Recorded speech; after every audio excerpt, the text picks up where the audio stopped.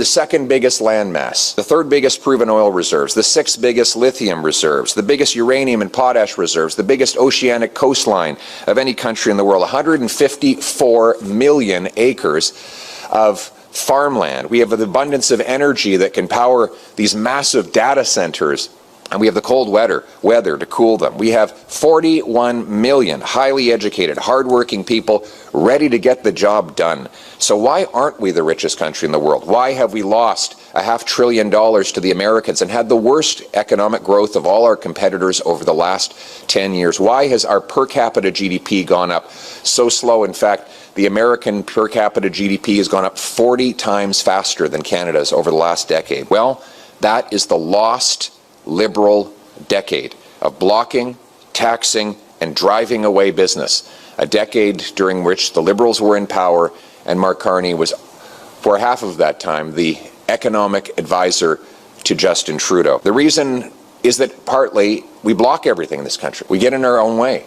It takes 17 years to get a mine approved in Canada. It takes much longer here than in the rest of the world. Second slowest permits in the OECD. In the first 5 years of the Liberal government, they blocked $176 billion of resource and energy projects. They were canceled mostly due to government obstacles. These projects would have made us more self-reliant and independent from the Americans. For example, the Liberal government in Ottawa opposed the LNG Canada project in Saguenay, which would have brought Canadian natural gas to the Europeans. They opposed the Energy East pipeline, which would have brought 1 million barrels of Western oil to the St. John refinery to ship over to Europe, also breaking Putin's grip on Europe and allowing us to go around Donald Trump and the Americans.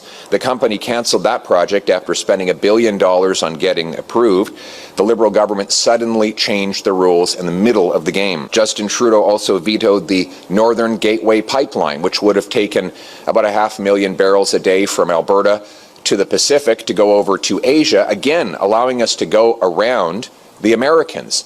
And Mark Carney testified that he supported Mr. Trudeau's decision to block that pipeline. Carney opposed pipelines in Canada while he invested in pipelines in the Middle East. He supported a carbon tax on our Canadian industry and consumers, all while his company, Brookfield, invested in American coal. And just 6 days after Donald Trump threatened tariffs on Canada, Mark Carney backed down and moved his company headquarters from Toronto to New York, bringing Canadian jobs to America.